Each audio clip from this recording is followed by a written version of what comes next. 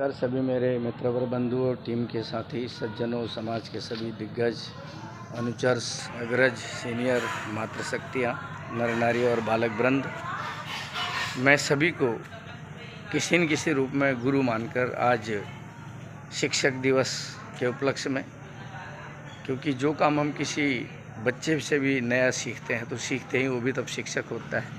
हमारे सिस्टम के सबसे पहले करोड़पति और आरसीएम के अमिताभ बच्चन माननीय श्री कोठारी साहब कहते हैं, सीखना है इंसान ने, इच्छा है तो नाली में पड़े शराबी से भी सीख सकता है, अगर ना इच्छा हो, है ना, तो कैम्ब्रिज ऑक्सफोर्ड का प्रोफेसर भी हमें शायद ना सिखा सके।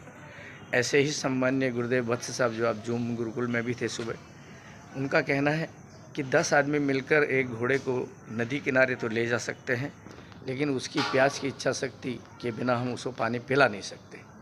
तो संस्कारों की बात है, मानवता की बात है। आज शिक्षक दिवस है। डॉक्टर सर्वपल्ली राधाकृष्णन ने संस्कार और शिक्षा को बढ़ावा दिया और अपने जन्मदिन को शिक्षक दिवस के रूप में मनाया।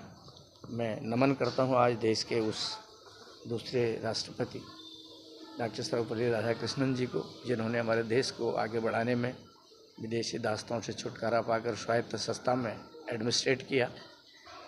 दोस्तों, आज 5 सितंबर, बचपन से लेकर अब तक हमने जिससे जो कुछ भी सीखा हो, उन गुरुओं को मैं प्रणाम करता हूँ। शिक्षक दिवस में शिक्षकों को प्रणाम करता हूँ।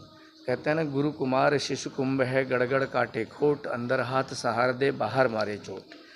छात्र की, शिष्य की चुलबुलापन, बाहरी टेढ़ापन निखारता हुआ, साम दाम दंड भेद चोट मारता हुआ, अंदर से मनोबल बढ़ाते हैं और आत्मसात करते हैं और हाथ का सहारा देते हैं, गुरु वो होते हैं, है ना।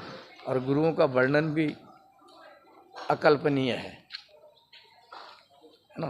कवियों ने लिखा हुआ है गुरुओं के वर्णन में कि सब धरती कागज करूं, लेखन सब बन राय, सात समुंदर मछ करूं, गुरु गुण लिखा न जाए।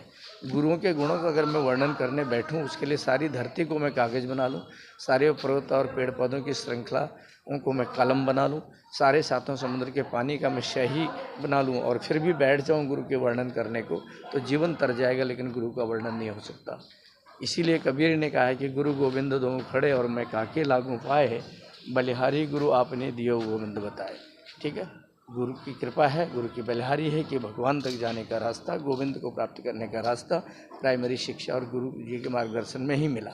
चाहे भगवान श्री राम को देखो, गुरु विश्वामित्र के आश्रम में रहे, चाहे भगवान श्री कृष्ण को रहो, गुरु संदीपन के आश्रम में रहे, ठीक है, चाहे राजाओं महाराजों को देखो, गुरु से वशिष्ठ, गुरु संदीपन आदि एक से एक गुरु के, उसमें बिना गुरु के ज्ञान नहीं और बिना धुन के ध्यान नहीं, ये कहा जाता है।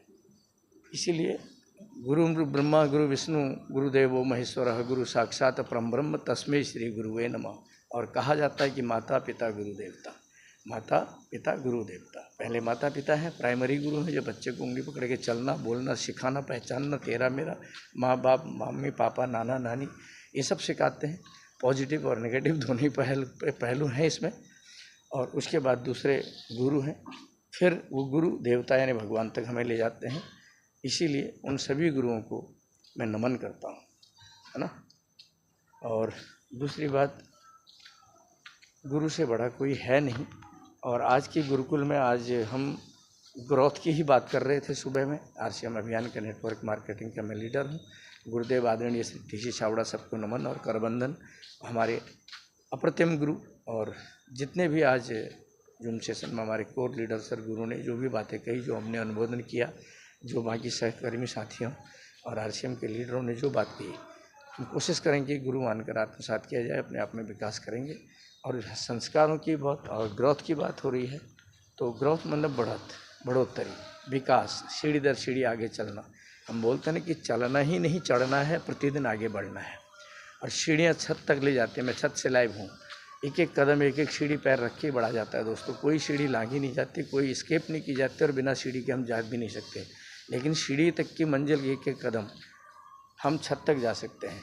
अगर अंधेरे में आगे जाना है तो टार्च की रोशनी में हम 10 फुट की दूरी तक देख सकते हैं, तो 11वां फुट तब बढ़ेगा जब 1 फुट हम और आगे बढ़ जाएंगे। तो 10 फुट का 10 फुट रहेगा, लेकिन बढ़ते चले जाएंगे। ये जीवन का सार है ना। गुरुदेव का कहना है, ग्रोथ में हमें संस्कारों का ग्रोथ, शिक्षा का ग्रोथ, मानवता का ग्रोथ, परफॉर्मेंस का ग्रोथ, टीम का ग्रोथ और भावनाओं का ग्रोथ, समाज में सेवाओं का ग्रोथ, अपना योगदान जो देते हम सामाजिक कार्यों में उस पर ग्रोथ, हर जगह हमारी पर उपकार कुशल बहुतेरे वाली बात नहीं करनी, बल्कि परहित सरस धर्म नहीं भाई, पर पीड़ा सम नहीं अधमाई। हमें दूसरों की सेवा में ही लाभ तब मिलेगा जब हम भला करेंगे, और भला शब्द भी अगर बार बार रिपीट करेंगे तो भला भला भला लाभ लाभ लाभ, वो भला तो छूट गया, लाभ आ गया, है ना। इसीलिए शुभ लाभ हमें करना है, कर भला तो हो भला। तो जीवन में यही चीज़ है। और महाकवि गोपाल दास नीरज जी ने एक बहुत बड़ी कविता इतनी शानदार लिखी थी जो मैं बता रहा हूँ यहाँ पर। और उन्होंने कहा था कि जलाओ दिए पर रहे ध्यान, इतना अंधेरे धरा पर कहीं रह न जाए। हम लोग दिवाली पे दिए तो जलाते हैं, भगवान श्री राम के अयोध्या आगमन पर खुशियों की जो दीपमालाएं जलाएगी, प्रकाश पर्व मनाया गया, उसे दिवाली हम मानते हैं। साफ़ सफाई स्वच्छता हो जाती है, आवभगत हो जाती है, मित्रों से मिलना जुलना हो जाता है, पूरी पकवान मिठाई ये सब, और स्वच्छता साफ सफाई प्राकृतिक सफाई का सैनिटेशन अभियान जो हमारे संस्कारों को, पवित्रता को और हमारे त्योहारों के साथ साथ आपसी भेदभाव मिटाकर प्यार मोहब्बत और स्नेह और मित्रजनों से मिलाप करता है। तो ऐसा सुंदर उन्होंने कहा कि हम साल में 2 दिन 4 दिन की दिवाली जलाएं, फिर अंधेरा कि 4 दिन की चांदनी फिर आधी रात, और यानी हमारे मन में दिवाली ना हो, मन में संतोष ना हो तो क्या फ़ायदा। तो कहा जलाओ दिए पर रहे ध्यान, इतना अंधेरे धरा पर कहीं रह न जाए, नई ज्योति के धर नए पंख झिलमिल उड़े, मृत मिट्टी स्वर्ग छूलें, लगे झोड़ रोशनी की झड़ी झूम ऐसी, ऊषा की गली में तिमिर रहा बोले। ऊषा यानी प्रकाश, और ज्ञान की गली में अंधेरा यानी अंधकार अपना रास्ता भूल जाए, ऐसा हम प्रकाश फैलाएं, है ना। जलाओ दिए पर रहे ध्यान, इतना अंधेरा धरा पर कहीं रह न जाए, कहीं भी धरा में अंधेरा न रह जाए, है ना। सर्जन है अधूरा अगर विश्व भर में, कहीं भी किसी द्वार पर है उदासी। अगर किसी भी घर में उदासी है, ठीक है, असंतोष है, परेशानी है, तो सृजन काहे का हुआ, काहे का कंस्ट्रक्शन हुआ, वो अधूरा है। मनुष्यता नहीं पूर्ण तब तक बनेगी जब तक लहू के लिए खून भूमि प्यासी। जब हम लोग मार काट झूठ झगड़ा कोर्ट कचहरी तू मैं करते रहेंगे, प्रेम व्यवहार नहीं होगा, जाति पंथों में रह के इंसान और इंसान को मार काट करेगा, ठीक। जानवर वफादार होता है, लेकिन इंसान पढ़ा लिखा एजुकेटेड और 4 लाख उनके बाद उत्तम बनाने के बाद भी किस तरह की घृणा द्वेष ईर्ष्या से काम कर रहा है, उसके लिए ये चीज़ है। मनुष्यता पूर्ण तब तक नहीं होगी जब तक भूमि लहू के लिए प्यासी। खुलेगा मुक्ति का वह द्वार जगमग, ऊषा जा न पाए निशा न पाए। ऊषा यानी प्रकाश न जा पाए और अंधेरा जीवन में ना आ पाए। उड़े मृत्यु के धर नए पंख झिलमिल, उड़े मृत्यु मिट्टी स्वगन स्वर्ग झूले, लगे रोशनी की झड़ी झूम ऐसी कि ऊषा की गली में तिमिर रहा भूले। ऊषा यानी प्रकाश और ज्ञान की गली में अंधेरा दूर हो जाए। भगवान कबीर ने भी कहा था कि जब मैं था तब हरि नहीं, अब हरि है मैं नाही, सब अंधियारा मिट गया जब दीपक देखा माही। ज्ञान रूपी अंधेरा, ज्ञान रूपी प्रकाश आने के बाद अंधकार रूपी अंधेरा मिट जाता है। और हमें अपने आप को तिरोहित भाव से रखना चाहिए, समर्पित भाव से रखना चाहिए, अहंकार नहीं करना चाहिए, है ना। नानक जी ने अपने संदेश में कहा ना कि नानक नन्हे होए रहो जैसे नन्ही धूप, और रूख सब सूख जाएंगे धूप खूब की खूब। धूप का अस्तित्व खत्म नहीं होता, जून की तितलाती धूप में भी वैसे वो सूखी नज़र आती है, लेकिन जुलाई की फुहार करती हुई हरी भरी हो जाती है। इसलिए अपना अस्तित्व खत्म नहीं करना है। और चरित्र नहीं चित्र नहीं चरित्र पूजनीय है, और व्यक्ति नहीं व्यक्तित्व पूजनीय है। ये चीज़ें अगर हम समझेंगे तो संस्कार और मर्यादाओं को देख के हम आगे बढ़ें। यही हमें आरसीएम अभियान गुरुकुल में भी सिखाता है।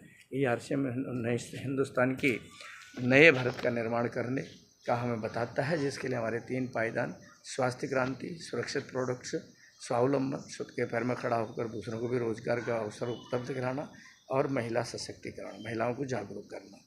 बाकी निरंकारता, व्यसन मुक्ति, सदाचार, ये सब चीज़ें तो कंटिन्यू है ही हैं।